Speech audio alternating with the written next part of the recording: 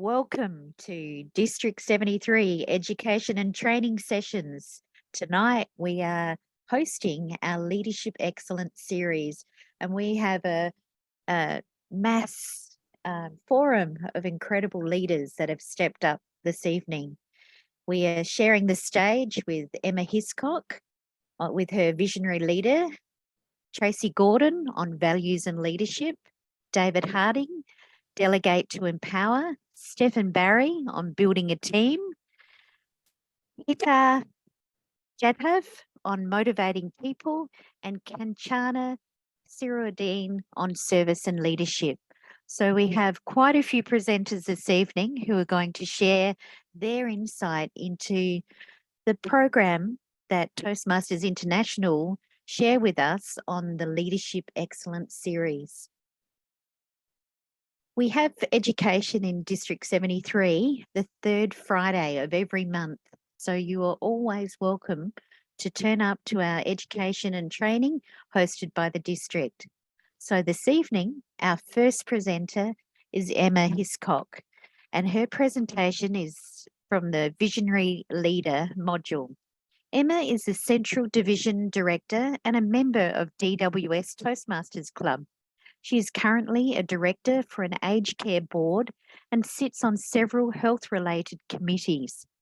In her spare time, Emma works as an academic at UniSA, and she's not unfamiliar with organisations and their visions. Emma will be speaking to us today on visionary leadership. I'd love to welcome Emma Hiscock. Great, thank you, Sue, for that lovely introduction, and thank you everyone, obviously, for being here tonight, to listen to me speak. We're just going to get my slideshow up, and we will just hold on. It's always a challenge when you've got two screens. There you go. You should just be able to see my normal, correct? Correct. Fantastic. Okay, so mine tonight is on visionary leadership. So my real question, I guess, comes down to here. All my bits haven't come up. Whoops. Is who's ever had like a dream or a vision, you know, maybe thinking where they wanted to be or maybe what they wanted to achieve. Now, this could be at work. You might have a vision of one day you think, I'd love to lead a team, or I'd love to work on this major project, say like a building project, or develop or create something. You think, and sometimes you want to sit in that, I guess, that dream world state where you think, this would look really nice. This is how it would look. And you could envision your team or the people around you and say the steps that would actually get you there. I'm not sure. I'm hoping some of you maybe have had those types of dreams. I have. I've had a lot of them. I love dreaming. And I think the challenge sometimes then comes into the fact of when you think of trying to put those visions into actual practice and then delivering on them, so getting those end outcomes. So for fun, I thought, let's have a look at what the definition of visionary is. It's actually the ability to think about a plan, or to think about or plan the future with imagination or wisdom. I'm not sure if wisdom fits with me, but that's okay. So if you then combine that with the visionary leadership, right? Your leader is someone who's actually going to command all those people, or say the organisation. So in effect, if you think a bit further, visionary leaders are those people who've got that ability to visualise something, but lead the people there. Where's that one? Here we go. So what's the purpose of a vision? I mean, a lot of you probably worked in organisations where you've had to deal with visions. And if you think just a little bit further, I'm not going to go through all three of them because that's, I think, a whole, half a day workshop on its own. But visions usually come along with the mission and the values of the organisations as well. but I'm just going to focus on visions today. So you got to think about, is why are you going to have a vision? Why have one? Someone who, through my working life and, obviously all these committees that I sit on, people say, let's do this. And I say, why? Why do you want to do that? Because you've really got to be, clear about it. So apart from giving that direction, say to the organisation and others, your visions are going to be used to help with that decision making. All right. It's also going to affect the organisation structure and all those working relationships that it has. And you might find that when you've worked in places, you've probably worked in places where you thought, wow, I really like working with those people. We're so in sync. We think the same. I like working with them. They deliver, they do this, they do that. But then you might work with others where you think, well, why are they here? And yep, no, they don't fit my values. They don't fit, my vision or anything like that. So if you step back a bit further from that, you might even find that if you look at the mission, vision and values of an organisation, you find that it might just align with you, especially if you enjoy working at that place. If you don't enjoy working at the place, have a look at the mission, vision and values. It might actually, help you make that decision if you want to be working there or not. So what does this actual vision help you do? Apart from that general direction, it's also that gives you that context for decision making.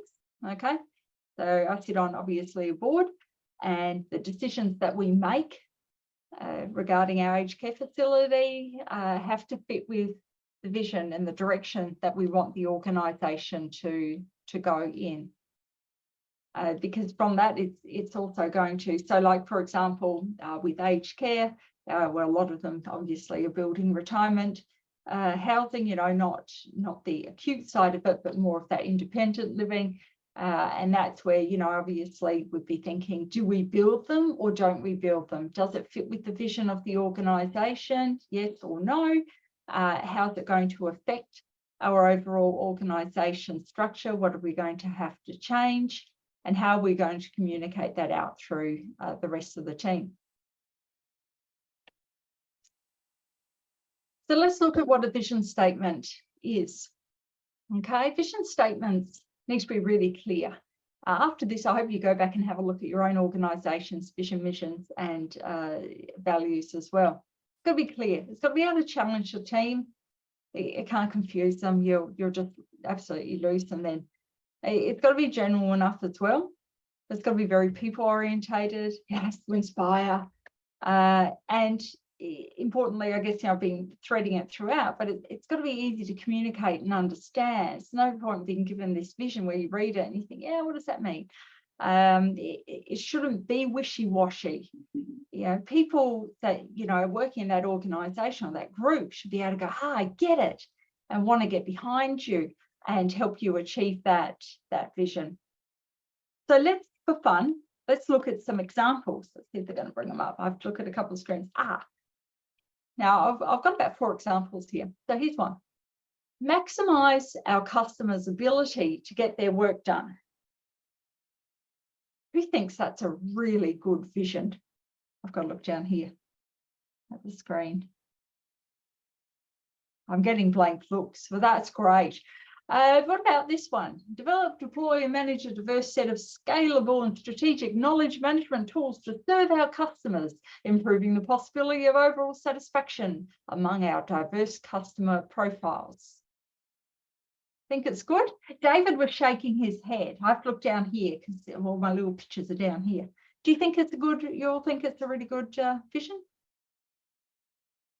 Okay, I won't read the chat. That's right. How about this one?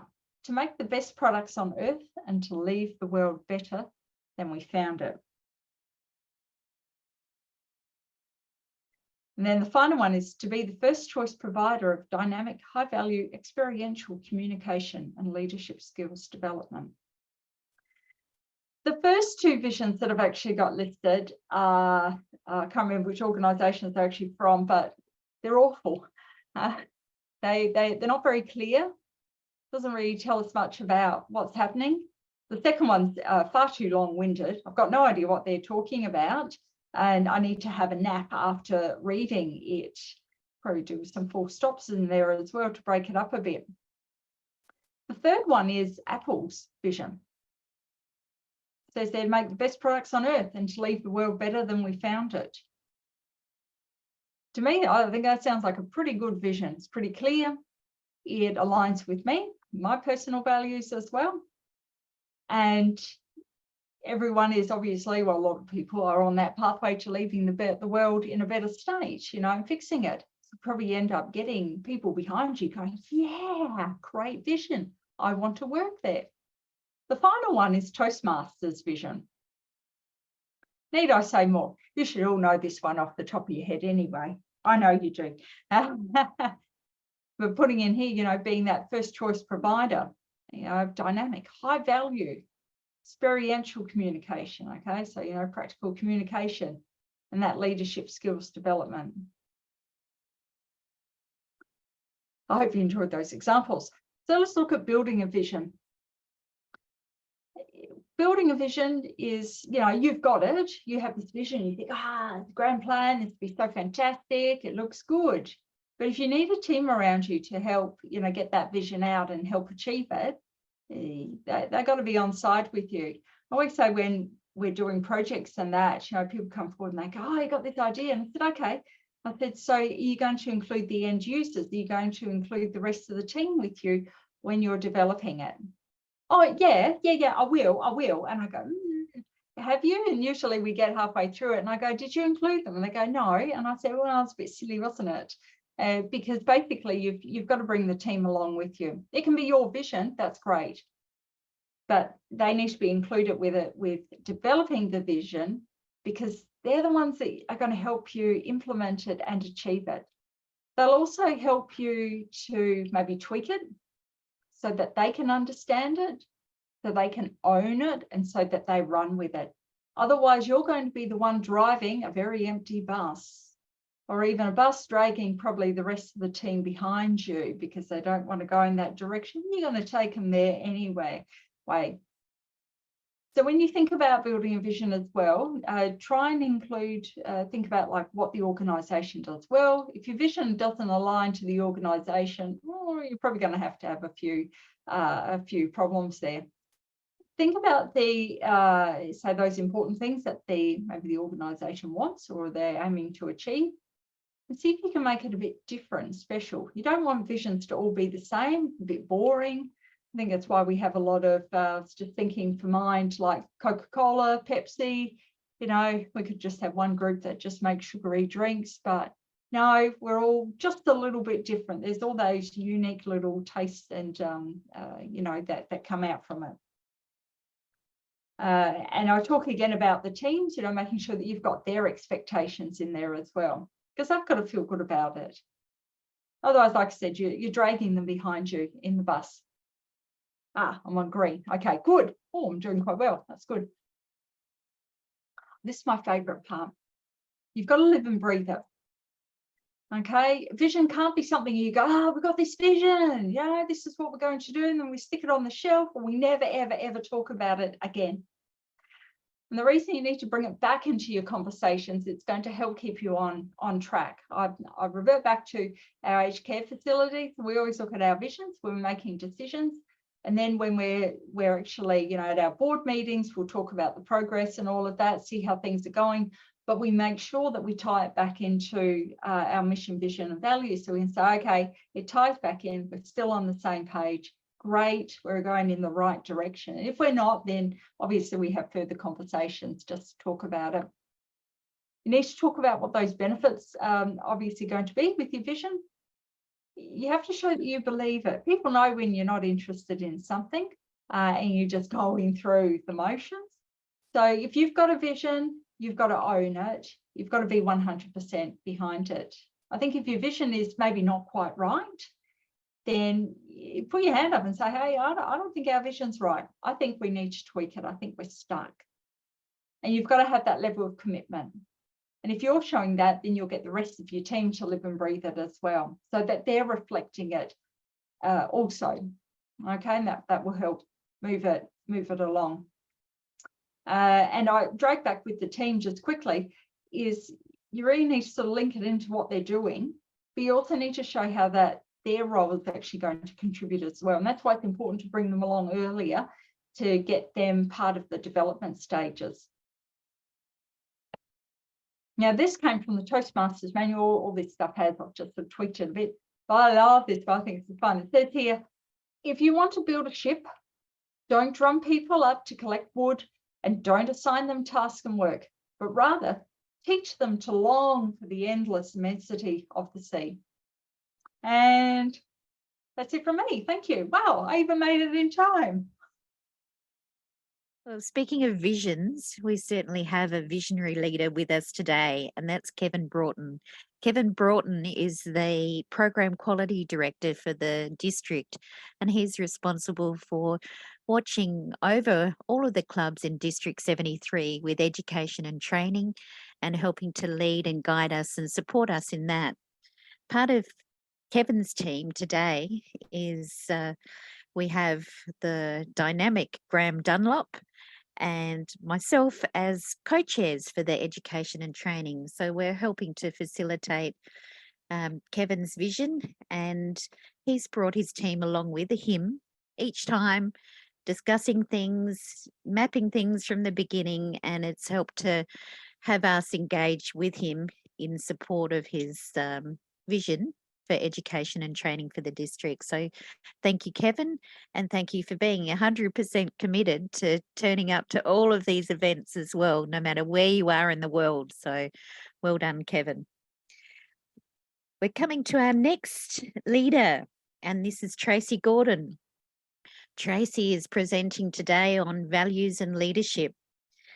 And Tracy's been a member of Toastmasters since 2019. Her home club is Flinders Lane, and she's currently the president of this club. She's also Metro Division Director, and she's trying to build her team. So today, she is going to interact with us about values and leadership and why it's important in a Toastmasters club. I'd love to welcome Tracy Gordon. Thank you, Sue. I'm just going to share my screen.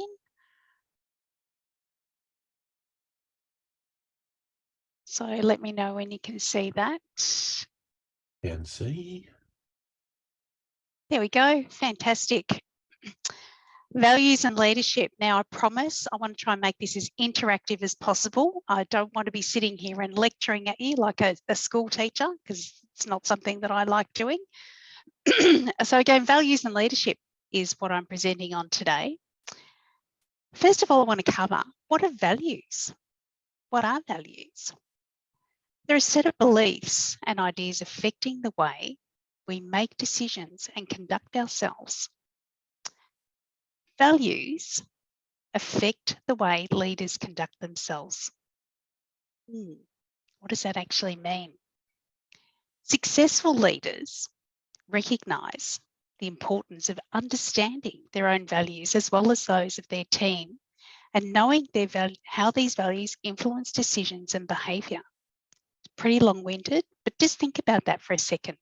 Think about your own values and how they influence your behaviour.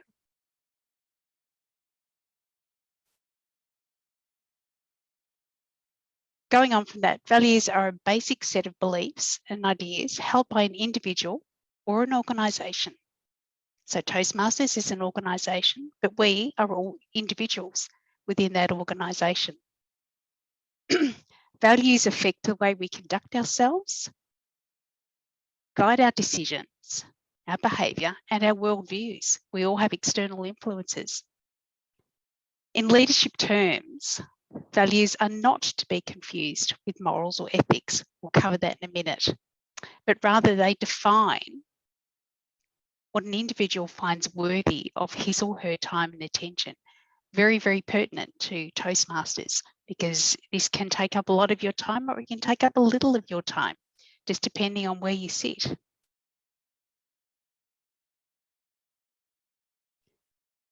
Going back to ethics and morals, now again, we've just covered values. So now I just want to shift our thinking about ethics and morals.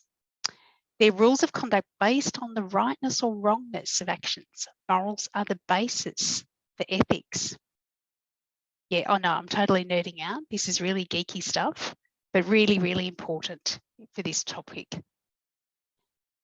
What is the difference between morals and ethics? Just want to really cover this really quickly. They're rules of conduct based on the rightness or wrongness. Morals are the basis for ethics. So your idea of morals tend to be shaped by your surrounding environment and sometimes by your belief system. So people who are involved in religious organisations have a very, very different view of the world than to people who may live on communes or free reign the earth or whatever you want to talk. Hippies, for those of us who were born in the 70s and earlier. But moral values shape your ideas about right and wrong. They provide you the guiding ideas between ethical systems. And this is where it gets really tricky. Morals are the basis for ethics. Mind-blowing stuff. A moral person wants to do the right thing, and a moral impulse usually means best intentions. Ethics are distinct from morals in that they're very much more practical. A moral precept is an idea or opinion that is driven by a desire to be good. Like we're all here, we're all good people. I think we're all good people. But an ethical code is a set of rules that defines allowable actions or correct behaviour. An ethical code doesn't have to be moral. It's just a set of rules by which we all work by. So I'll just leave that with you for 10 seconds. And going on to, what I want to do is, like I said, I want to make this as interactive as possible. So we've just covered ethics, we've covered values, we've covered morals. Now I just want to go into a couple of scenarios, and yes, they are out of the Toastmasters book. So you've got one club, officers, the club officers, let's just build the club, let's get members, let's get as many members as we can.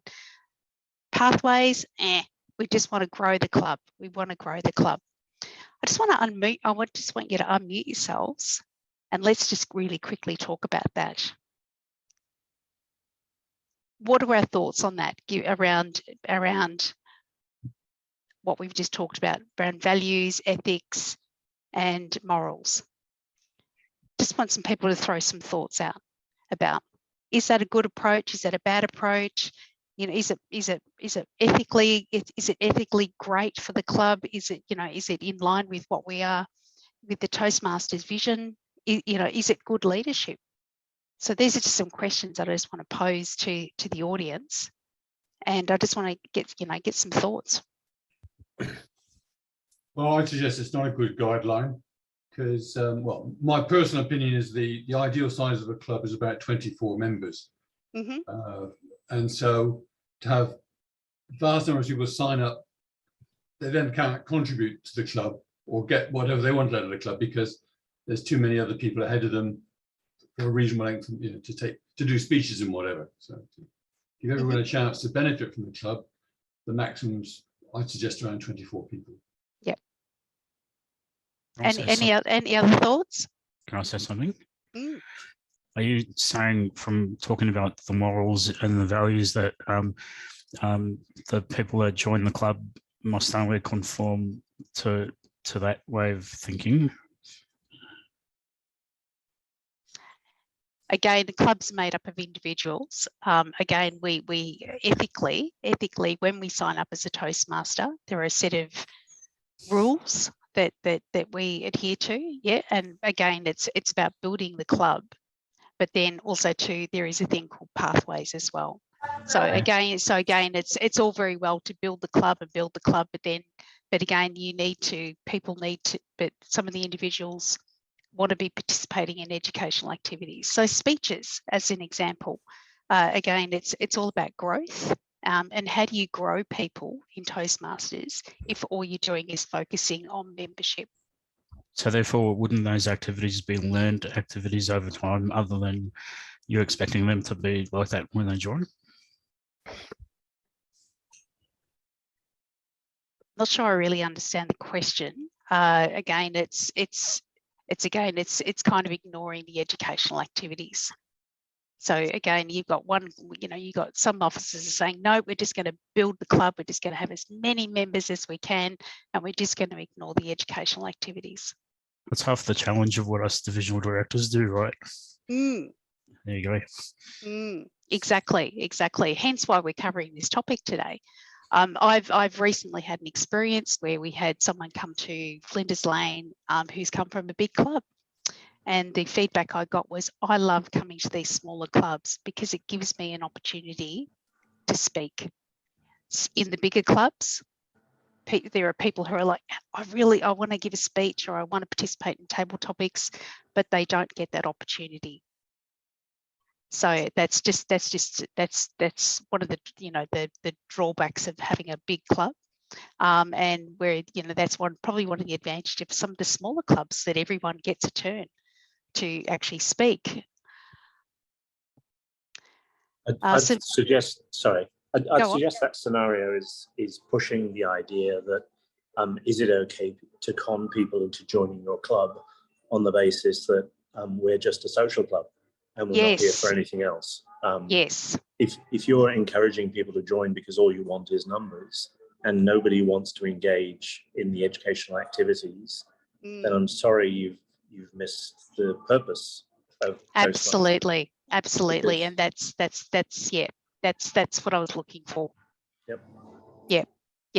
So the second scenario there that we've got is, alternatively, you've got the officers in another club. They value their educational progress against collecting names for the membership roster. So you've got the complete flip side where you've got people who are really invested in club members' growth. They're not really concerned about how many members join the club, but they're really invested in growth. They're really invested in the members getting the educational value out of it, regardless of how many people are in the club. And using the scenario I just presented, where the feedback I've had from someone who's in a bigger club coming to a smaller club, they felt that was a really good outcome because it meant he got a voice. It meant he could participate in table topics. He could participate. He could, put his hand up for a speech. Whereas in a bigger club, some people don't get those opportunities, or they have to wait weeks and weeks and weeks and weeks to sign up for a speech or get onto table topics. So looking at the second scenario, what are our thoughts around that? Again, club growth is always really important, is very important, because you need that turnover, you need those fresh ideas, you need that fresh perspective. But again, looking at the second scenario, what are our thoughts around that? That's a much better objective, to allow people to improve their skills as time goes by. So have a reasonable exposure to, as you say, table topics and all the other roles, speeches. Yep. Club officer roles, as we were discussing earlier. So yes, yeah, exactly. So really what I want you to really think about with these scenarios is to really think about, name some decisions or behaviours that the first club may employ in its pursuit of its values, and then for the second club as well. So I really want you just thinking about what are some of the values, and and also to getting that balance between club growth, but also to looking at membership, looking at education for the club members. We all know it's really important to grow our clubs. Again, it's those fresh ideas, that fresh thinking, but also too, it's focusing on the members as well. And there needs to be that real balance between the two. But isn't that why we have a membership person and an education person, so that there can be the focus on both? Absolutely. Yep. And even if you've got a small club, if you're not valuing their educational progress, people still might not hang around. Oh, absolutely. And if you're in a large club, you should be making opportunities for people to do their speeches by having speechathons and doing different things to make sure everybody gets the opportunities. But Because what are you going to do if someone wants to join your club? You're going to knock them back because, oh no, we've got 25 members. We don't want any more. I hope not. I hope we never get to that situation where we say, no, our club's too big, go away. But having said that, I have had a club who have reached out to me and said, look, we're too big. We're going to send these people your way, which you know, which is great. But at the same time, how big is too big? Is my question. But absolutely, and I love that answer that you just gave. It's balancing those two scenarios, but also to the club officers showing that leadership as well. And I'm now on yellow. So thank you so much for your feedback. Again, this is straight out of the manual. Effective leaders demonstrate their values by talking. It's the art of communication, which is what we're all about.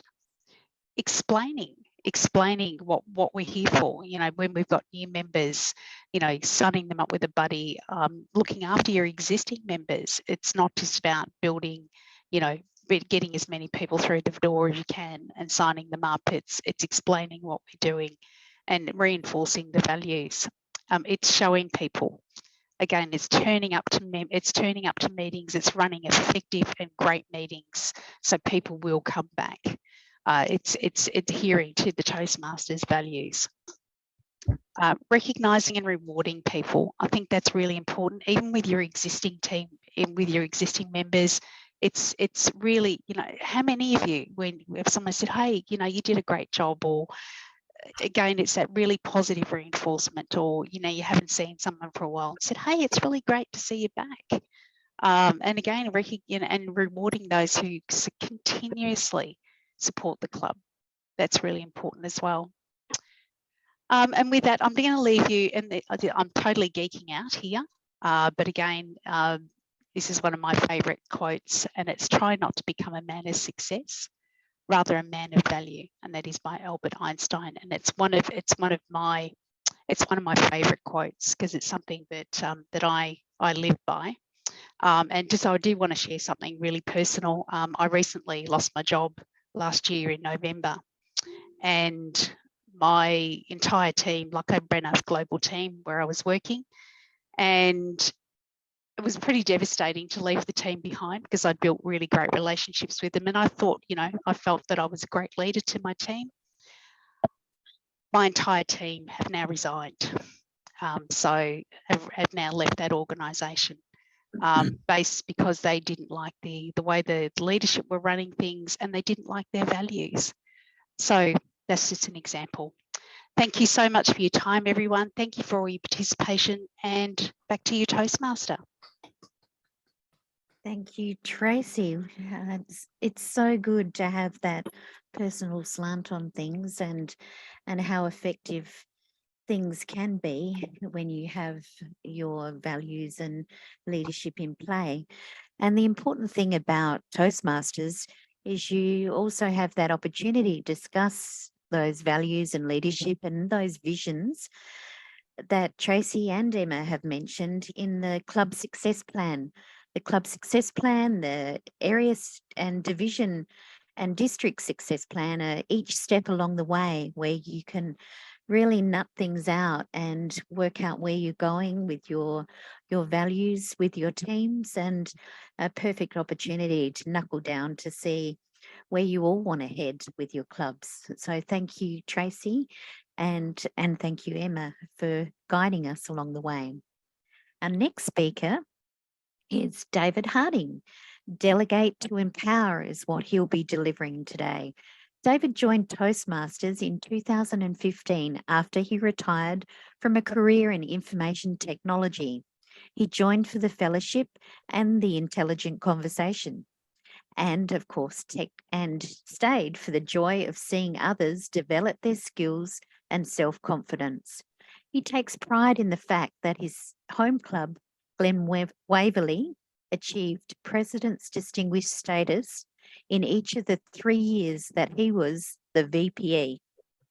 Now David will share his insight into the importance of delegation in your private life, in Toastmasters, and in business. Welcome, David Harding.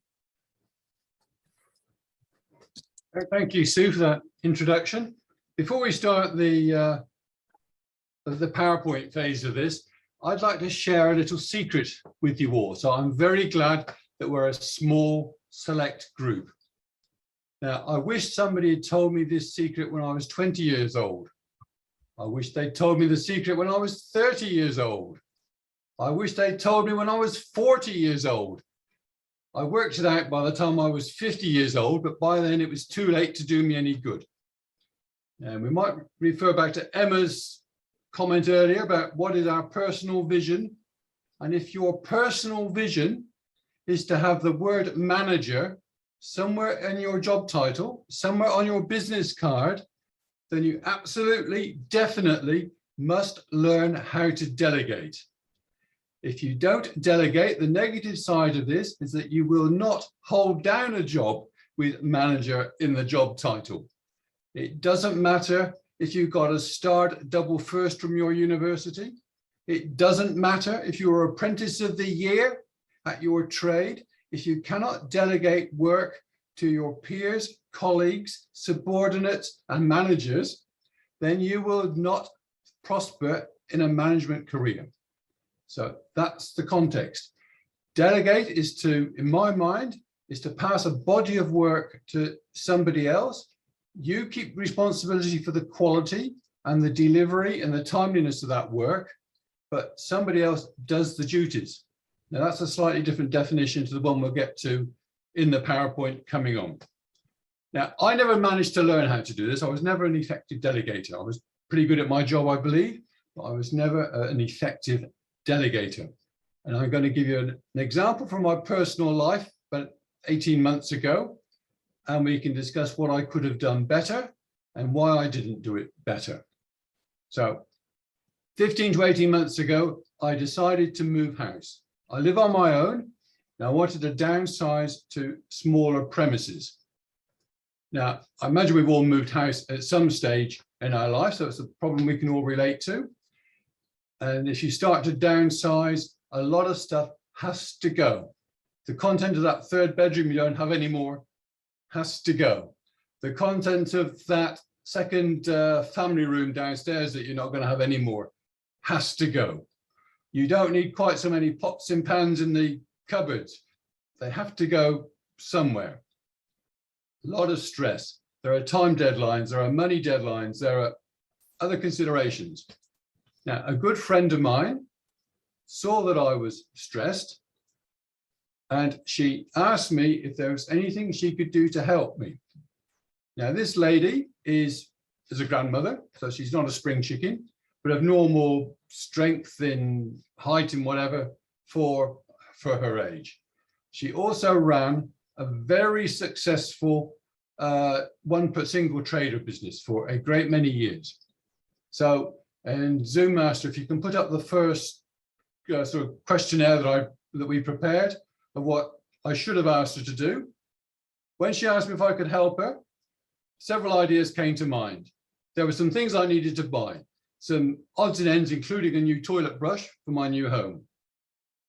There was some heavy furniture I needed moving down a flight of stairs and carried out to the nature strip.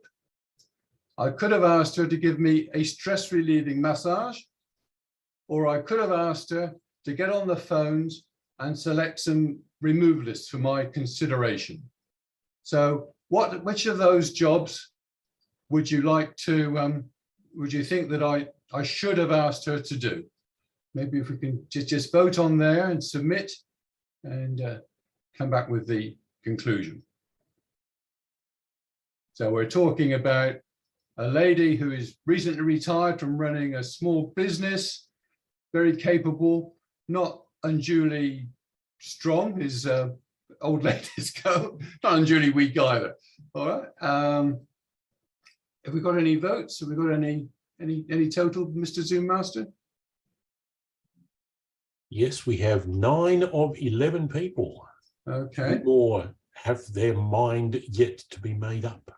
All right. Well, do we know what the 9 have said so far, or have we got to? Have I got to reply to this, by the way? Is that what a job I've got to do? I'd better vote. All right, I've voted. Okay. One more person, or we can just say end poll and you'll see the results. Maybe if we just end the poll then. It's Okay, here Probably we go. you, Graham. That's not me, I've counted. Here we go. absolutely right. I should have asked her to go to the phones and select the remove list for me, and maybe come back after she's got a short list and we could discuss what she liked and didn't like about them. What did I ask her to do? Well, I didn't ask her to move heavy furniture downstairs. I'm not quite that cruel or insensitive. I managed to drag most of it down myself and drag it out to the nature strip. But I certainly asked her to buy some knickknacks for the house. And I think she was a little bit offended that I didn't use her skills properly. So I've actually given the answer away to the next slide, which was going to be, what did I ask her to do? So we won't bother with that, Mr. Zoom Master. No props.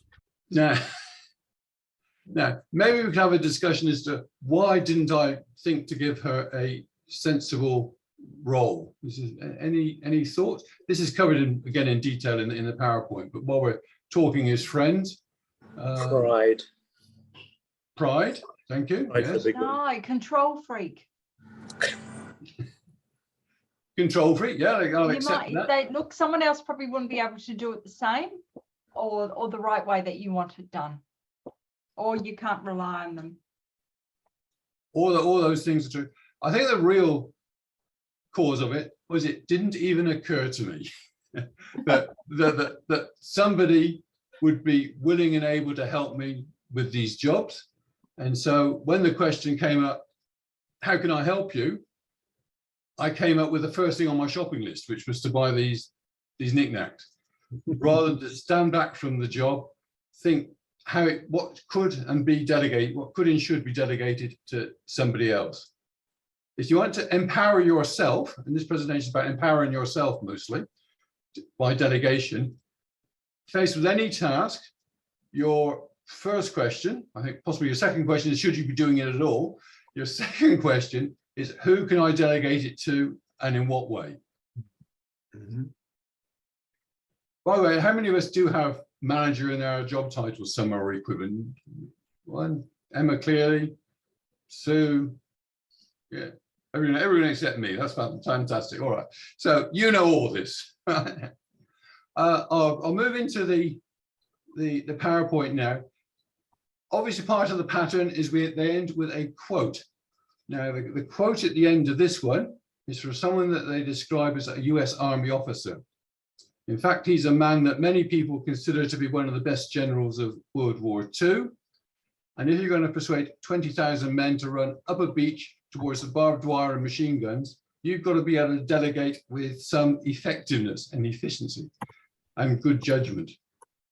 So we'll get to that at the end of the talk.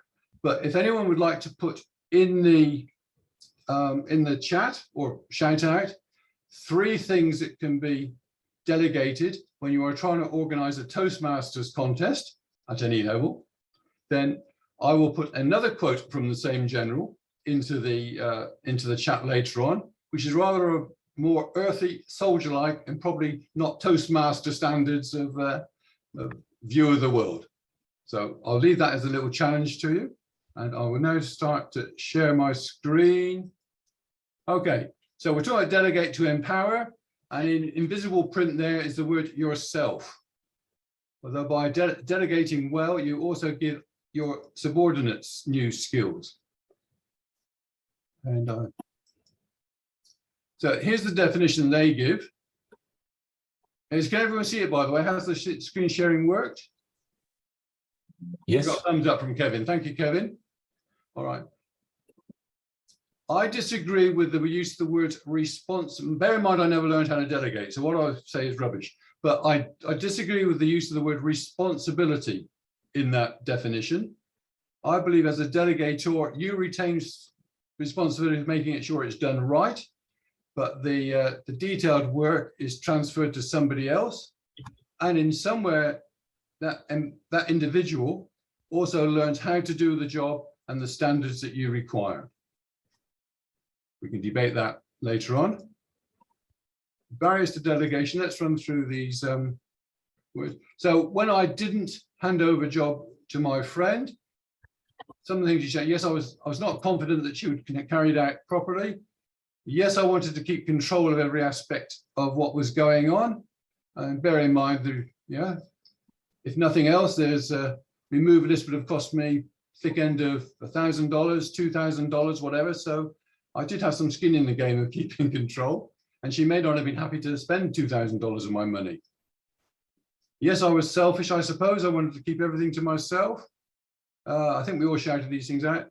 Probably insecure that she'd do it properly, or that I'd, well, it's my job, my house, so I'm not going to lose my job because she's taking over from me, but it's a consideration in a business situation. Reluctance to lose or do all these things, lose control. And in my case, I'd add to that, didn't even consider it. Was not aware that this was a delegatable task. Okay, so doing delegation, prioritize. In my case, realize there's a job there to be delegated to somebody else. And with my friend, knowledgeable. Yes, she knew how to run a business. Yes, she knew how to make telephone calls and negotiate on the phone for prices. Yes, she was motivated to help me. Yes, she was able to make phone calls well. What she wasn't able to do, for example, is move heavy furniture down a flight of stairs. So she would not have been a candidate for that job. Let's go to the next. Tell people clearly what you want them to do. If they do need training, give it to them, have a discussion, have the conversation, what training they need. Identify the resources they've got. Is she able to spend $1,500 of my money and book the removalist? Or does she just have the right to make phone calls and come back and talk to me? What's the job I want her to do?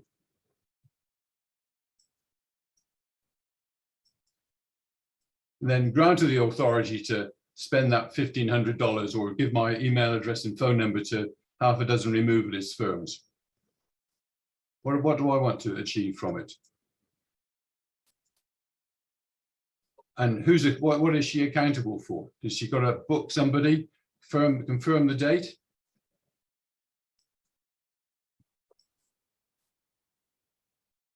More involved in empowered work. Yes, if you've trained other people to do jobs, they are able to do more. They've grown in their careers. Let's read. Hopefully, better work is done to a better standard that you approve of as the person assigning it. People perhaps who work at a lower pay rate than yours are doing a good deal of the work, and maybe they're more inspired to do the work. Maybe they're more committed to the goals and visions of the organization and your work team because they're actively involved in it. And here's a quote from General George Patton, United States Army officer in arguably one of the best generals of World War II. I'll let you read that for a second. And I've got yellow. So if anyone would like to shout out any tasks which could be delegated when you organize a Toastmasters contest. And I might end the show. Getting it put on the D73 calendar. Okay, yes. I think probably back in the day, the chief judge would have found the judges, the contest chair would have found the contestants. This is, I'm not sure how long ago back in the day was. The chief judges have ever found judges? Sue's nodding that there was not at club level, not at area level. I've never come across any where that's happened. Do you think it could be we're all saying the biggest problem is organizing judges. Would it help if that was a convention? I think that should. Well, it's supposed to be a convention, but you'd never get a chief judge. Yeah, and then you get stuck with them going, oh, haven't we found anyone yet? Or they leave it to the last minute. You can see that I'm super organized on Twitch. I have a Twitch.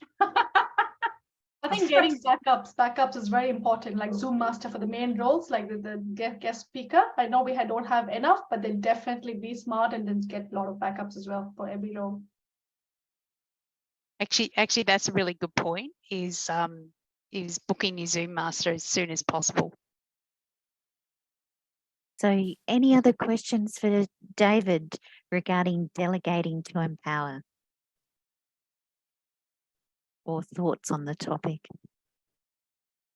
All right, well, yes, Stephan. I was going to say, like if you're a divisional director, you could delegate things like organising the contests to your area directors so they can learn the process to be able to perhaps step up if they want to be a divisional director and do it themselves. But don't area directors organise their own contests? But do they necessarily have to? I'll give you an example. When I was in Eastern Division, I was an area director, and Garmini empowered me to be able to organise the divisional contest. So I was in the background coordinating everything with another one of the area directors, and because of that, we learnt the basics on how to do it ourselves. So now I'm challenged with that I have to do it myself, and I sort of know how to do it already. Sorry, Sue, I'm over time. No, that's great. It's good to share these thoughts as well. And I can see that many of us here are capable and independent, but it's about sharing the skills with others so that others can grow. And if we observe and take note and approach people when we see things that we think they can step into in future, that's really valuable. So tapping people on the shoulder to empower them to step up to the next level is incredibly supportive of others around you as well. So thank you, David, for Delegate to Empower. Our next speaker is Stephan Barrie. Stephan is delivering Building a Team. He's been in Toastmasters for 10 years. He's currently the Rangers Division Director, and he's a member of Yarra Valley Toastmasters, holding the role of Vice President of Public Relations. He also aspires to lead in a way that brings out the best in others. He wants to encourage others to achieve their best potential in Toastmasters, and outside of Toastmasters, he's into fitness, kickboxing. He likes music, building up vinyl collection, cooking, and he owns 2 cats named Midnight and Luna. I'd love to welcome Stephan Barrie, DTM with Building a Team. Thanks, everyone. Can you all see that? And yeah, all cool. there, beautiful. Excellent. So thanks, everyone. And it was actually great. We ordered burgers for dinner tonight. It was like they knew what we were up to. I don't know if you can see that. It says "Let the show begin." So that's exactly what we're going to do. So Sue's got me talking tonight about building a team, and I'm going to talk a bit about from my own experience at team building and how it's helped me and how it's helped others. So as part of tonight's agenda, we're going to look at things like the benefits of a successful team.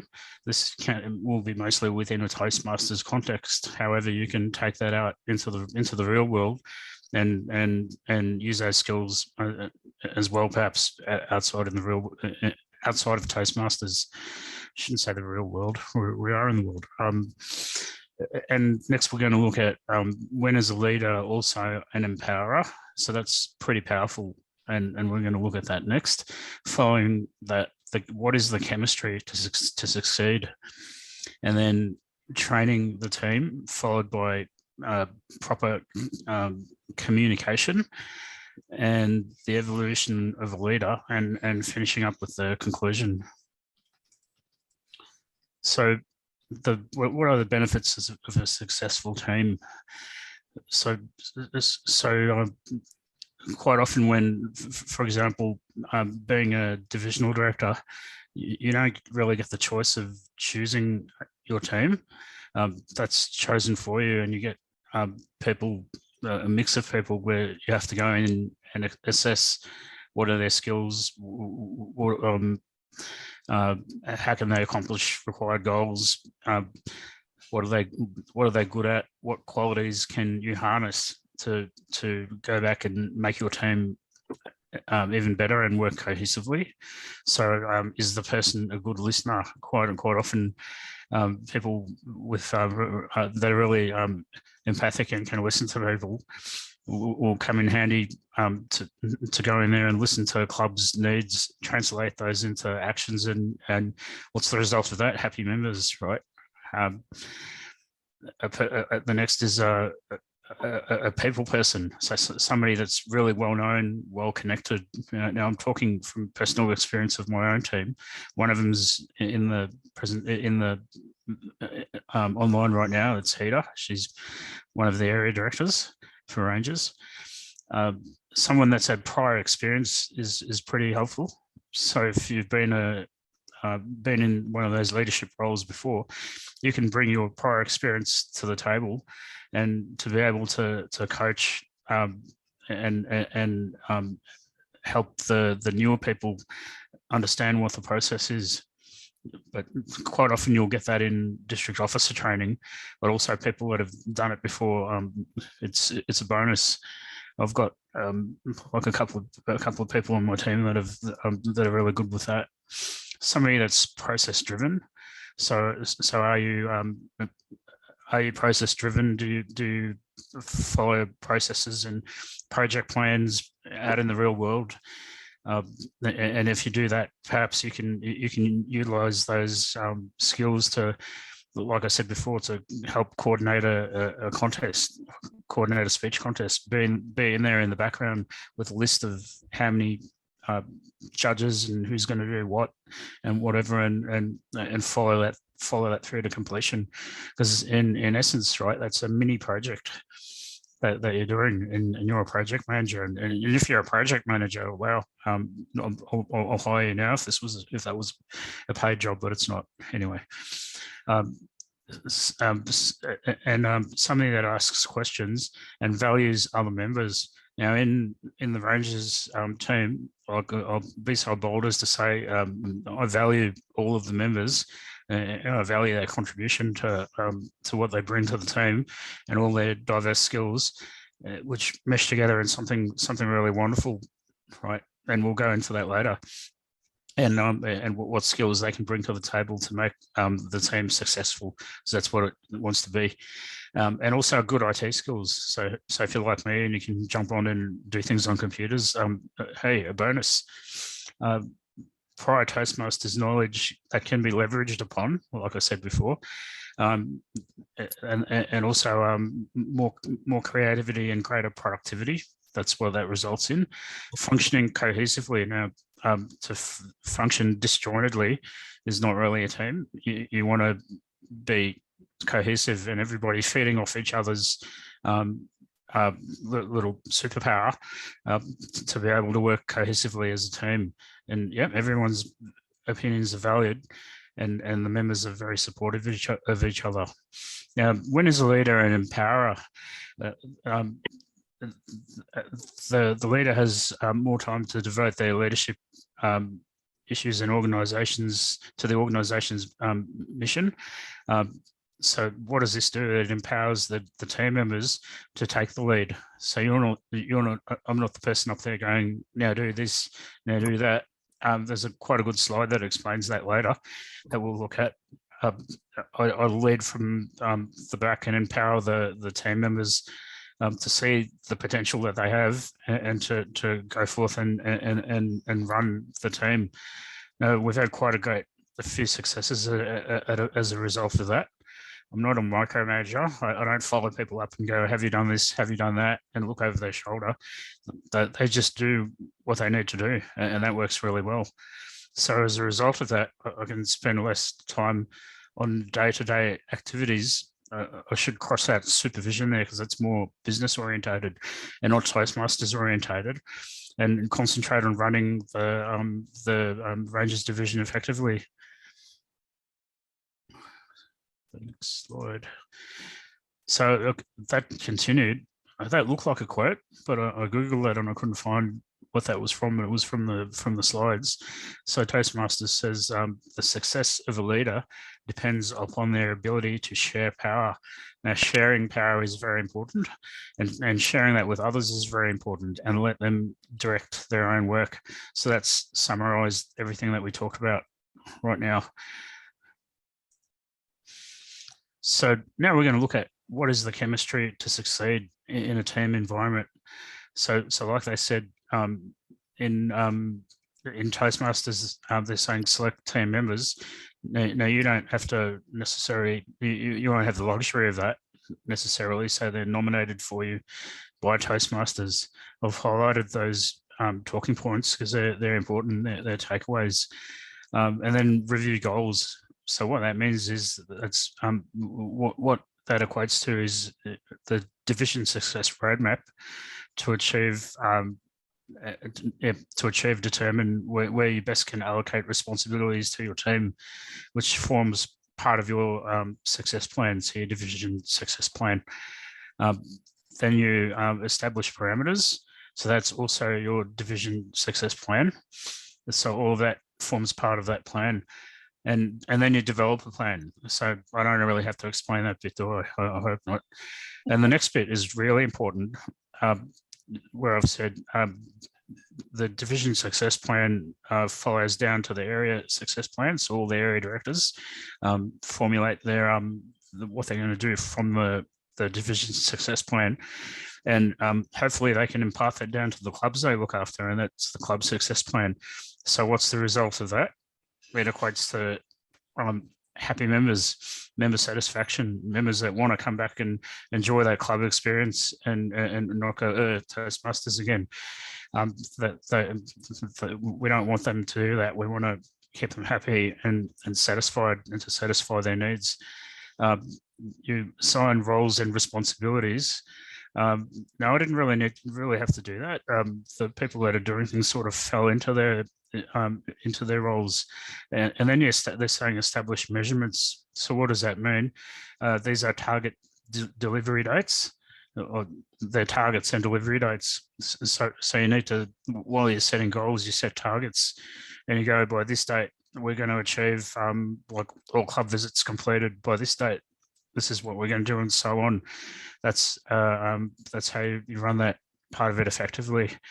And building team trust is important. So again, going back to that previous slide, you want to work cohesively and not disjointedly.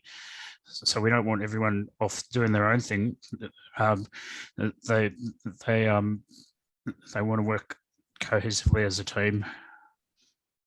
Any questions, by the way, or you guys all right? Cool. Kevin's got the thumbs up, so I'll keep going. So next is train the team. So train and practice teamwork concepts. That's initiated from the DOT training. So there's problem solving, holding effective meetings. And here's the good one, the frequency and the need for meetings. Some people have them, like we used to have them in Eastern Division, like but more than three times a month. But now what I've said is let's have the meeting if we need to have a meeting. Otherwise we can handle everything else online. And everyone's loving that. So we only have a meeting if there's a specific thing we need to hash out and that we can't hash out online. And that's what we do. And we organise and we do the project management. For example, the planning of the area and division contests, which is a mini project, and communication. How many meetings must you do? And like I said there, we meet only when we must have one. And we keep it simple. External things are things like WhatsApp. So we have a WhatsApp group that we hash things out online, or people call me, and I've even said, "Help, come over. I work from home. Come over, have a cuppa. If you're totally stuck on something, we can hash it out over a cuppa." All right. And the next one is conflict resolution. So we don't want people fighting and saying this person's doing this and that person's doing that. We all want them to be happy.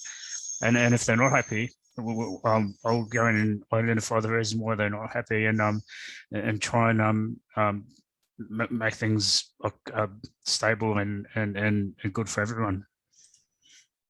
Finally, communicate.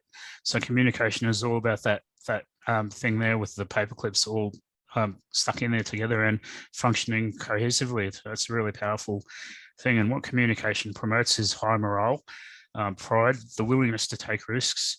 Don't run away from the problem, run towards it. We had an issue where one of the areas had no area director, so immediately I said, what are we going to do about this? And we ended up fixing the problem by all of, like, a couple of the area directors that could handle it took on an extra club each, and I took on 2 clubs. So now we have all of the areas covered in ranges and happy members, and everyone's satisfied. Communication promotes the willingness to change. So change is very powerful, and it's like a really powerful factor, and also promotes the efficiency in resolving disagreements. So to be there to resolve disputes, and even with clubs, if it's something an area director can't work out, I'll have a chat to them, and we'll have a chat together and find out the root cause of the problem and try and arrive at a acceptable solution. And also, if it's something that I can't work out, so this goes back to delegation, or is it delegation? Escalation. I'll escalate it to someone in the trio. This is a good example of that, but I don't have time to talk about it now. It's something to do with the trophy. So the evolution of a leader. So a leader is, they start off forming, supervising.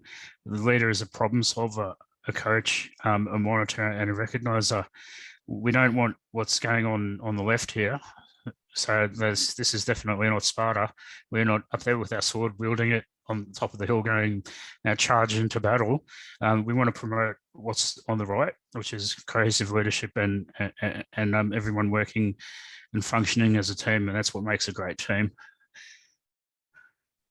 And finally, Toastmasters has a conclusion here that I've got to read out. They're saying building a team is all about selecting things carefully, organisation plus training, which equals new levels of achievement and growth. So thanks for the opportunity to present, and back to you, Sue. Are there any questions for Stephan in regard to building a team? We've got so many opportunities for teams in Toastmasters. There are area directors who are great listeners. We've got club coaches and club members. Even though some aren't on the executive, there's so many opportunities to tap into their outside skills, whether they're CEOs or incredible other skills such as comedians or IT gurus or all sorts of things. So there are many team players that can mix and match together. We've got the district leadership team, the area councils, division councils, so many opportunities within Toastmasters and outside of Toastmasters to learn how to communicate and build fantastic teams.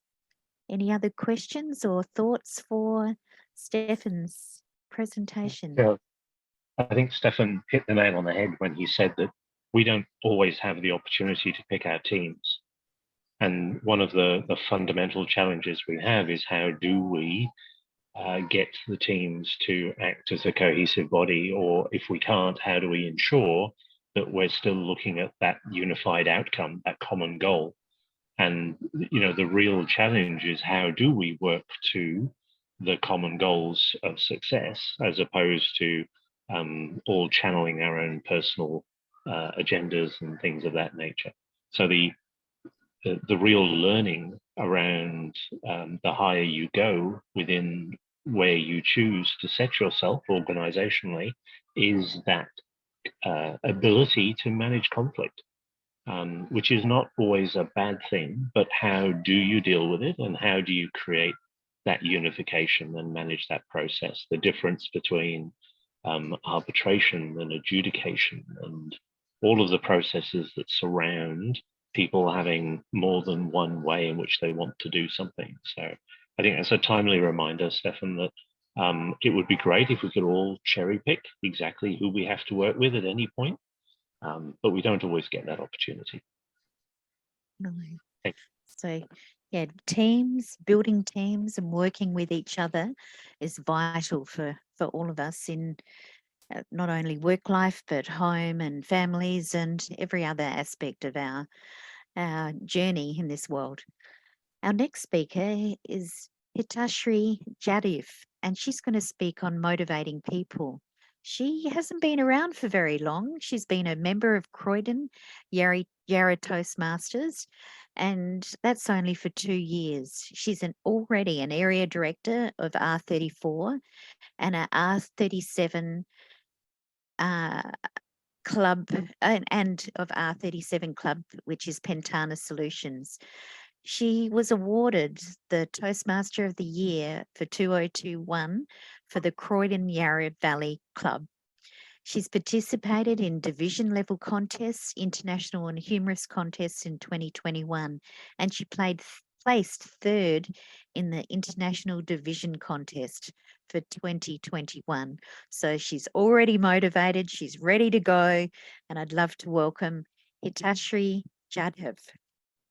Thank you so much, Sue, for that introduction. So my first day in Toastmasters, I walked in as a guest in 2021, and the president said, "Can you introduce yourself, my dear?"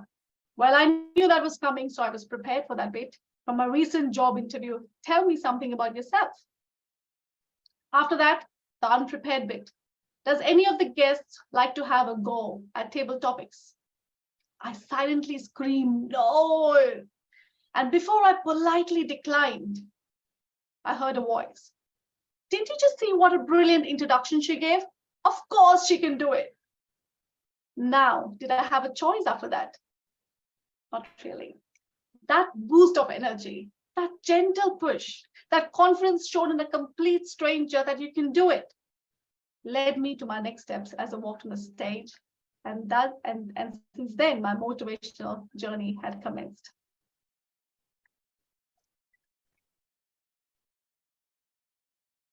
Can you hear that? An opportunity. Hi there, can you see me? I'm right in front of you. An opportunity. Leadership Excellence Series has given us an opportunity today to learn and revisit some of the skill sets to be a good leader inside and outside our Toastmasters community.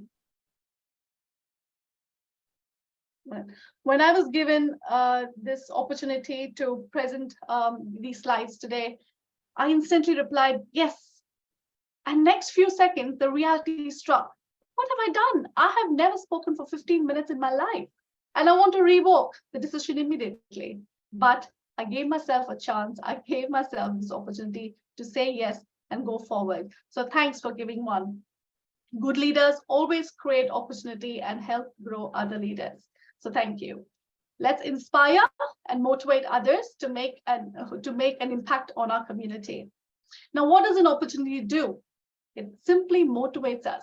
It keeps us going, which leads me to the final point in the slide, advertising opportunities.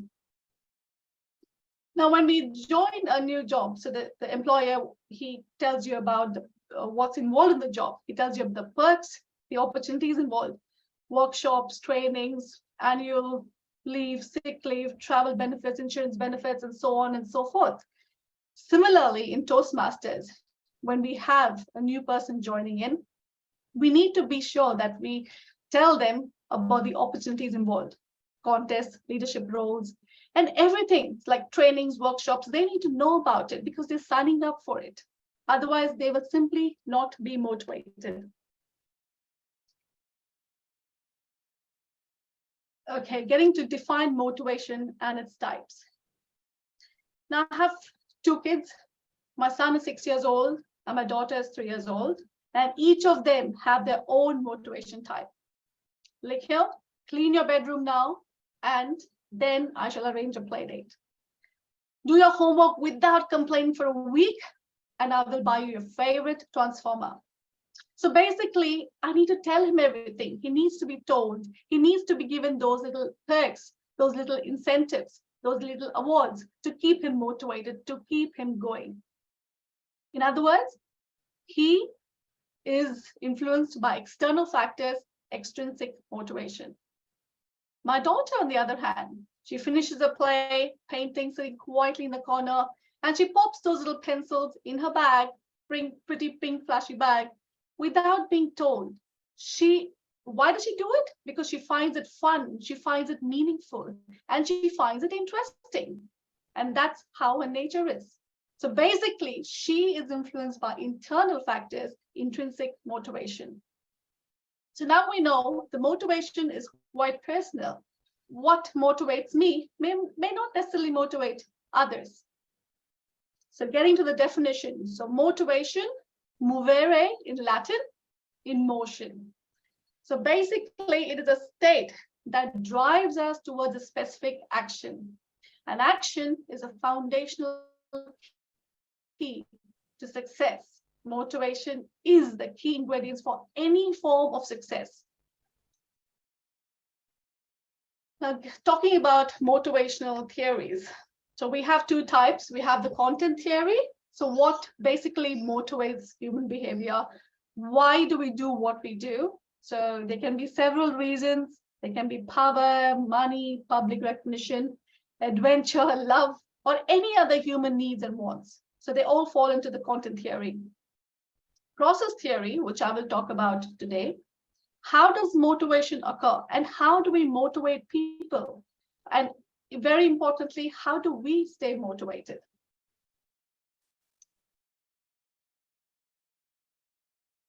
The first one on the slide, know your why. When a member signs up for Toastmasters, they always have the reason for them coming along and investing their time.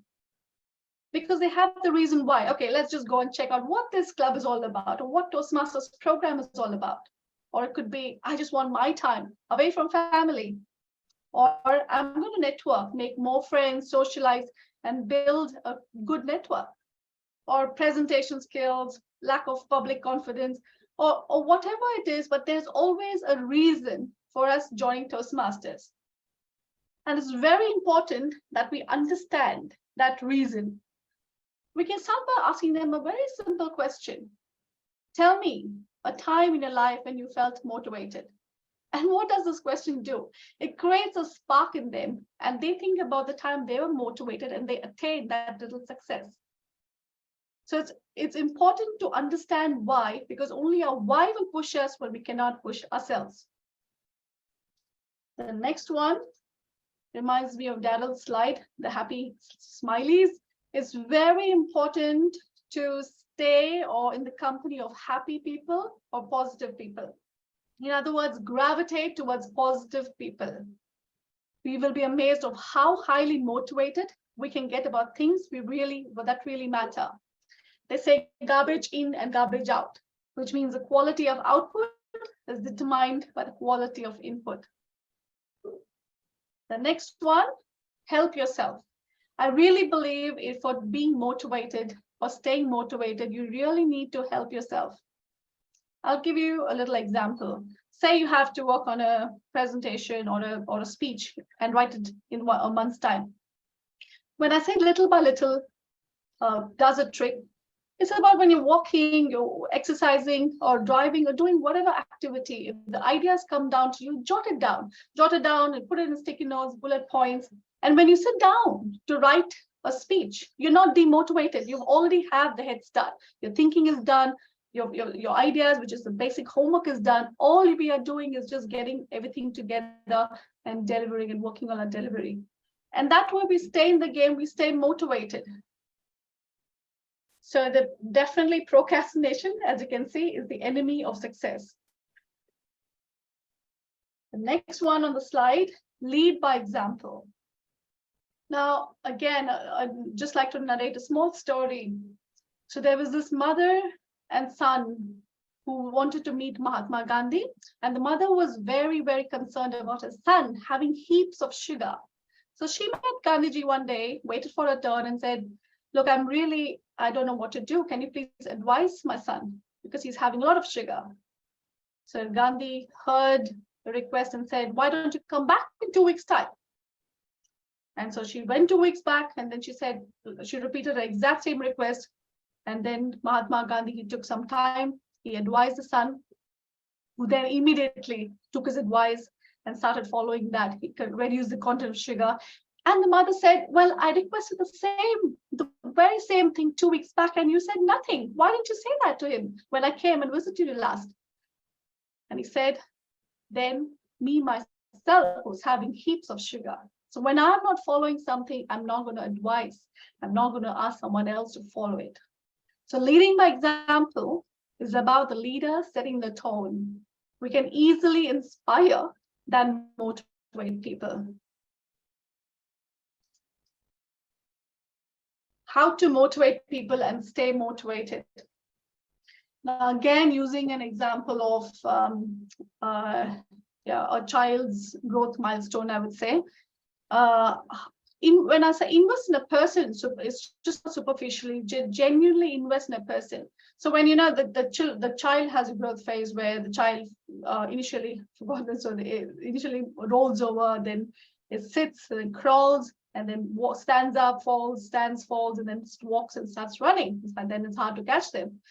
So with the first start parenting, at the very least, we are so super excited as the child meet their little milestones. We are flashing pretty little things and say, come on, get it. And every time they roll over or they sit, they get enough strength to start walking and crawling. We are super excited. And we start clapping, we start rewarding them, and we are genuinely keen on how the growth cycle is going. Likewise, in Toastmasters, when a guest or new member signs up or a guest walks in, I think as a leader, we need to be genuinely interested, not just to get our membership numbers high and forget about it once they join and sign up. So encouraging team members to use their natural skills. Let's identify what the person who's signed up for, what the person is good at. And then let's highlight and bring that best out of them. And when they can do that very well, and then we can work on what they don't do very well. So they already have an upper edge and think that, yes, I can do this. They have that confidence building up slowly. And as I said, as a leader, continue to check on the progress. Don't just sign up the membership and forget about them. We need to walk them through. Whenever they need, we need to be there for them. And that's how the chain continues. Their motivation, they go and spread the message, and that's how the chain continues. Timely recognition and appreciation. In our club, we do first timer awards, best speaker awards. I'm sure many other clubs do. And it's very important, even today, or I get excited when we have something to work towards, because it's very encouraging, and definitely that keeps a lot of people motivated. Elicit curiosity. It can be anything. Change your agendas. Change. If a person is looking just less motivated, ask them, what do you want to change in the agenda? How do you make this thing interesting? Do you have any ideas? And if they are more involved, automatically they'll be motivated towards the program. Giving someone a chance. I always believe not giving the best of the best a chance is the average person who cannot speak and who's definitely not comfortable or puts their hand up. I think that challenge of a leader is getting them come on the stage and speak up. And if we meet that, then that's a true achievement of motivation as a leader. And the last one, meaning and purpose. Help them define the clear goals. We always need to work towards something. We just can't walk towards anything. So that is very important. In conclusion, understanding our why. Helping ourselves take small steps, baby steps, micro installments. Never underestimate the investment we make in ourselves. Reward ourselves every single time. Celebrate those moments. Don't be very hard on yourself. You achieve a little bit, reward yourself. I always believe the motivation is what gets us started, but habit is what keeps us going. So discipline is absolutely 100% important. And it is okay to borrow strength from others when we can't easily make it.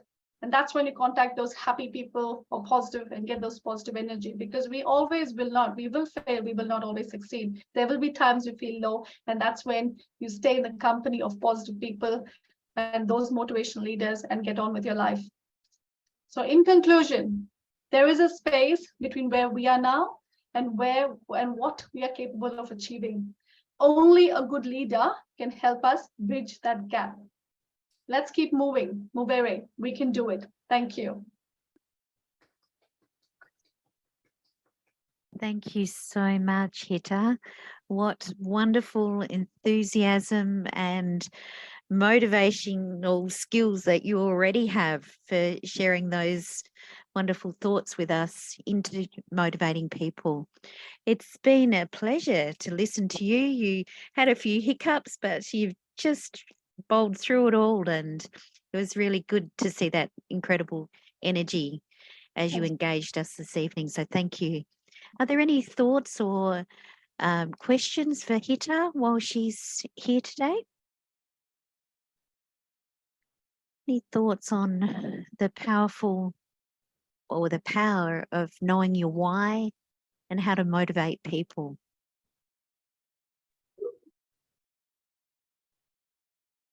I must share, there was a lot of hiccups. One, the power outage, and then I'm someone else's house I drove up to, and then and now with the power, it's like, what's happening? This girl is not prepared at all. You were very prepared. You were prepared enough to be motivated enough to dive out of your own house when the power went out, research in that short time where to go in the whole state potentially, land in another person's house, demand to use their computer immediately, and then move on. And you made it like really seamlessly to have all of us here rooting for you and really wanting you to deliver something incredible, which you did. And you were incredibly powerful. You were very motivational. And despite all the little things that went on around you, we were all in your corner, and you certainly motivated me, and I'm sure you did with others as well. So power to you. You're incredible. All right, our final speaker. Thank you, Hita. Our final speaker for this evening is Kanchana Siriwardene. He's speaking on service and leadership. Kanchana is a member of Essendon Toastmasters and Carlton Toastmaster clubs. He's an accountant by profession, and he has a strong interest in human behaviour. Though he isn't professionally qualified for any advice, he reads and practices how we behave. I'd love to welcome Kanchana on service and leadership.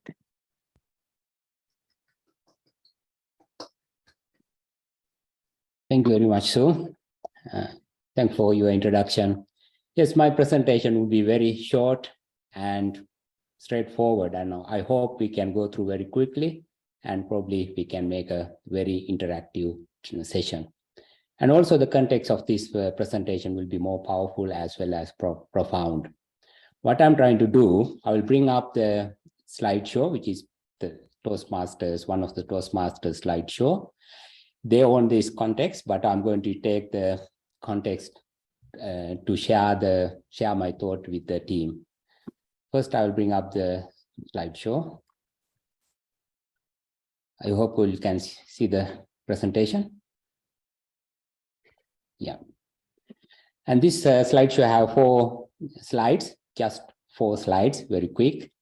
And also it has very powerful messages. So you can read through or you can follow the speech as I go through.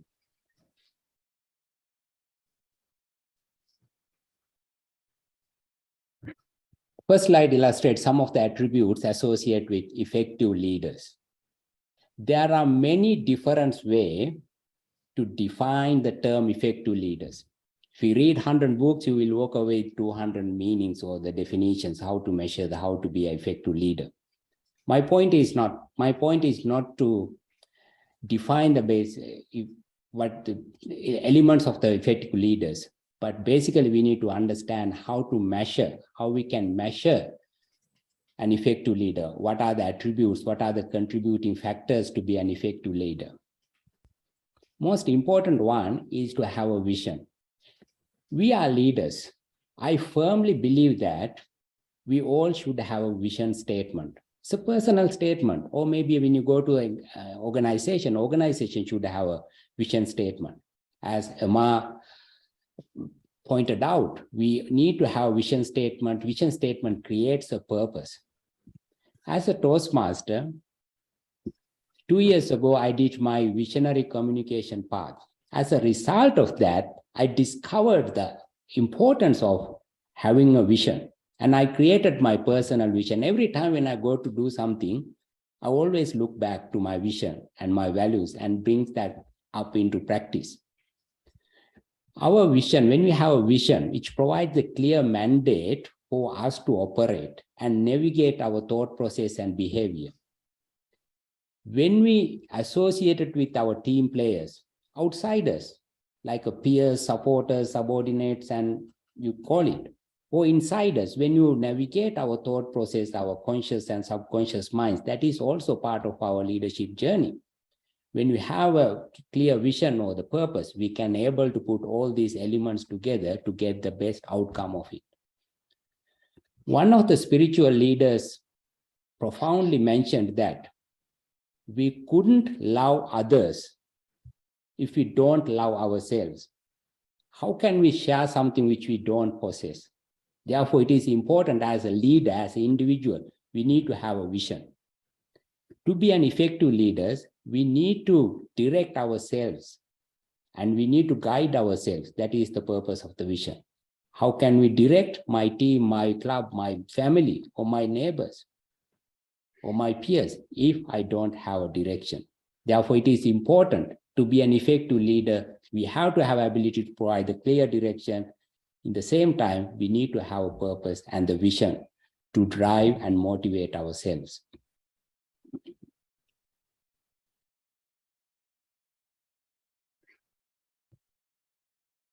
Second slide brings up some important attributes, how to be a team leader. There are many attributes. All these points, what you can see on the slides, are true. In a team environment, we need to appreciate the fact that we work with various participants, various individuals. When you take the individual, first point we need to understand, they are subject matter experts. They are not necessarily equal to my knowledge, my expertise, but they have other competence. So we have to appreciate the fact that that contribution, what they're going to bring into the team, is quite valuable and important because they are the subject matter experts. Often we identify, either we can go for the culture fit. When you build a team, we can go for the culture fit. We can bring the accountant, another accountant because I'm an accountant. Or we can go for the culture up that I'm an accountant. I can go and hire someone sits outside my environment or IT technician. And then we need to have as a leader to bring all these skills in together. That is more important. In that process, in that value addition contribution, what happens in the team environment, each and every team members make some judgment, make some assessment, and make some prediction. They are subject matter experts. They bring up their qualities, their confidence, their capabilities to make their judgments. In that process, they can make mistakes. In the mistakes in here, it is not a punishment. Mistakes means they can make a judgment based on incorrect information or unfiltered data, and the outcome would be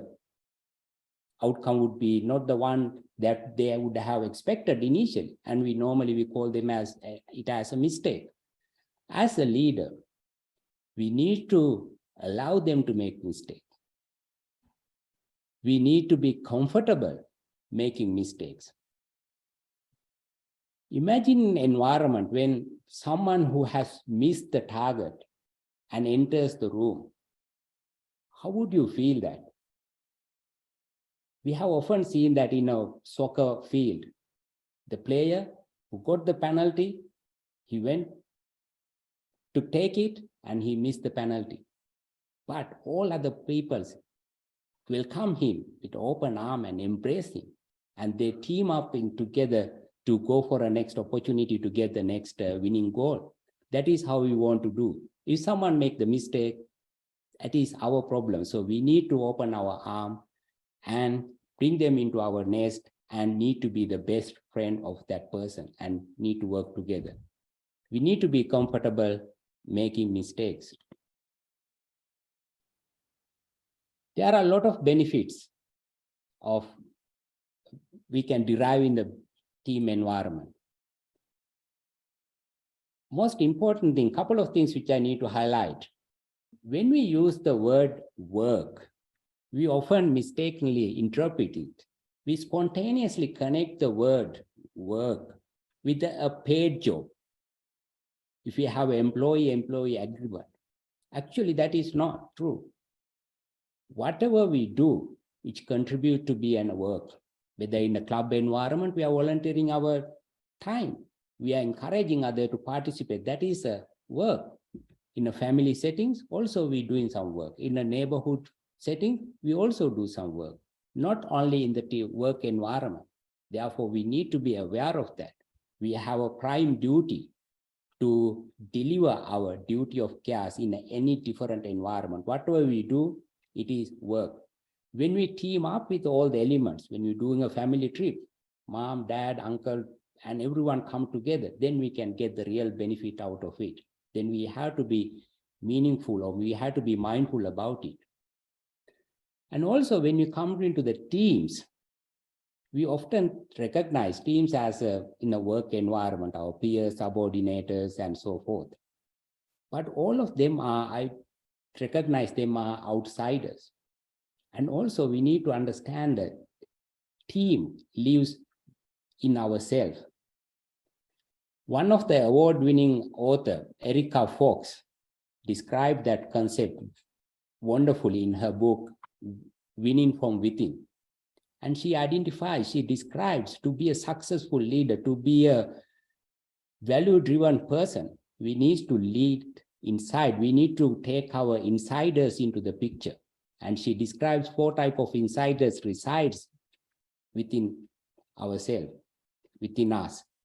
Thinker and our dreamer, our warrior and lover. We need to take all of these elements into a right mix to get the right output. Therefore, when we take the work is not necessarily the paid job. Whatever we do, even in any environment, it is important. We need to lead with this, where we can save others. And also, the team is not necessarily the outsiders. We have to think inside, and then we have to drive our inside feeling to bring the best outcome.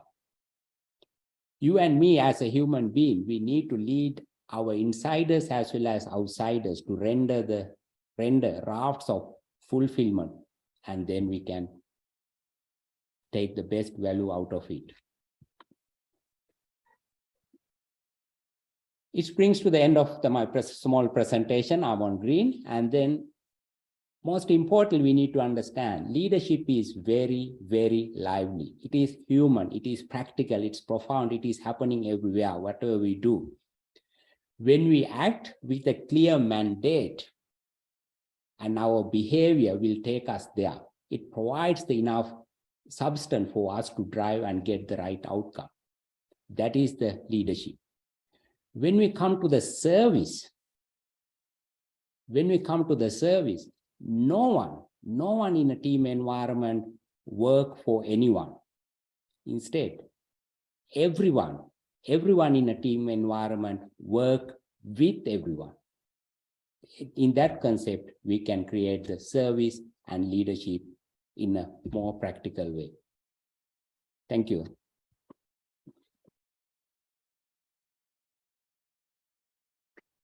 Thank you so much, Kanchana. A brilliant speech and workshop on service and leadership. Do we have any questions or thoughts or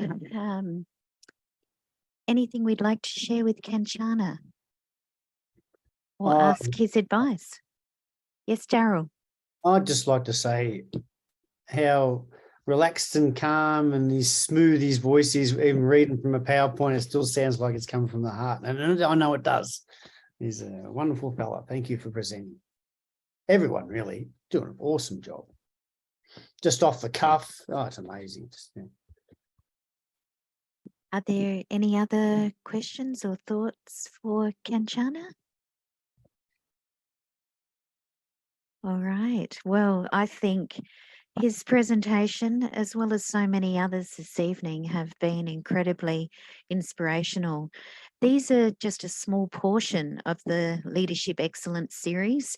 And all of these can be delivered back into your club and shared amongst others. This is recorded this evening, but really it's a matter of taking those values, those skills, those thoughts back to promoting and supporting each other and working towards the common goal, whatever that might be for your clubs or for you as a person and as an individual, so that you become the best you can be. You don't have to be anyone else, you just have to be the best you can be. So I'd like to first send a big thank you to all of you for attending. A welcome, of course, to the Program Quality Director, Kevin Broughton, who's attended all of our sessions. I don't think he's missed anything, and he's very much supportive for all of the education and training across the district. He's our regular. We've got Jules Davey, another member of the trio here this evening. Welcome, Jules. Jules is the Club Growth Director. So thank you for helping and supporting. It's great to see you here today. We've had presenters delivering from Emma and Tracy, David, Stephan, Hita and Kanchana across, as I said, not all of the Leadership Excellence series, but quite a few modules that we handpicked. We thought they would be really inspirational for this forum and also so supportive of where we would like to head as a team working towards the best district we can have as well. If you're looking for information, always go to the calendar. The calendar is the source of all the things that happen within the district. So have a look at that. And I'd really like to thank Kevin and Graham as part of the education and training team, because Graham and I are co-chairs and we help to present these workshops as a vision for all of you in the district as well. Our presenters today are all skilled, and as Stephan has said and advised in his speech, everyone has superpowers, and it's great to see them today because you've all delivered your superpower. So thank you. I'd like to hand over to Graham. Graham, do you have some more comments? And I see some things in the chat box. Oh, and I can see the district director has joined us. Well, we've got the whole trio, the district leadership team. That's fabulous. Great to see you on board. Over to you, Graham. You're on mute. Not much for me to say. You can find the materials from tonight's session in the link in the chat. Also, there's a link to a feedback form if you'd like to give us feedback on how this session was. I thought it was a particularly great session tonight. All of the presentations were excellent. I really enjoyed them. And look, don't forget that we have these sessions every third Friday of the month. I think the next one we're having is in February. Don't know the date, but I'll find it for you. We're only going to be having the drop-in session that time, because in February, what's happening in February, everybody knows. Come on, what is it? COT. Exactly. It's the month of COTs, Club Officer Training. So everybody will be madly attending Club Officer Training. And just note that there will be 2 sessions of Club Officer Training which are in person. The Central Club Officer Training and the Metro Club Officer Training. Metro is on the 25th of February. And is Emma still here? Emma knows exactly when the Central one is. It is, you're on mute. Well, you want me to promote it? Look, you can all come over. It is in person. It is on the 18th of February. Come to Adelaide. We will look after you. You come. I will have some catering food for you. It will be fun. I have some lovely speakers. I have some lovely people running sessions. If there's a vacant role, you can take it. It's not a problem. And then why don't you come back again on the 18th of March? Yes, and come to the Central Division contest. Yeah, because it's at McLeod House. Wake Campus, Urbray, you feel it's actually part of the city, but you feel as though you're in the countryside. There's even animals nearby, but you have to walk down the road. Well, Okay, so you all come to Adelaide. Fantastic. how could you say no? How could you Exactly. not turn up? And Come where on, can you Emma. find the dates of all the COTs? Hint. In my email. It's in the it's in the chat. In the events calendar. That's it. The events calendar on the D73 Woohoo. website. There's a link to that too. All right, that's enough from me. I'd like to now throw over to the leader of education and training, Kevin Broughton, for his final thoughts on this evening. Over to you, Kevin. The reception area I'm in has just been overwhelmed by about 30 people trying to book in. So I don't know whether you can hear me over the top of them. Yep. Or now? Yes, a little bit. Yep. I can't thank more those people that turn up and take up these opportunities to record these sessions, because it's creating a resource. And I know it's disappointing when we don't see hundreds of our members all turning up to want to listen, but be assured what you're actually creating is an amazing volume of information that's available through the district's YouTube channel for people to be able to go back and look at these things. So whether you want to pass those links on to people and remind them about all of that, that's slowly becoming more and more a repository of information for us all to share. And I'm hoping that at least a couple of you have also chosen to do these as pathways projects in terms of your presentations, and that you'll be passing on your evaluation sheets to somebody who's in this room to be able to get you credit for the project. Don't forget, every speaking slot is an opportunity to grow within the Pathways program. And reiterating what Graham said about February being all about the COTS, etc. When we move into March, I believe the educational session is about going beyond your club. So another interesting one, perhaps something to try and encourage people to come along to. Take advantage of the COTS to encourage people to do so. And just as I finished talking, they've all checked in and moved out of the room. Cool. Big thank you. I really enjoy these sessions. Thank you. Thank you. So if you want to hang around for a bit, you're almost welcome. Thank you again for attending the Leadership Excellence Series workshop hosted by District 73.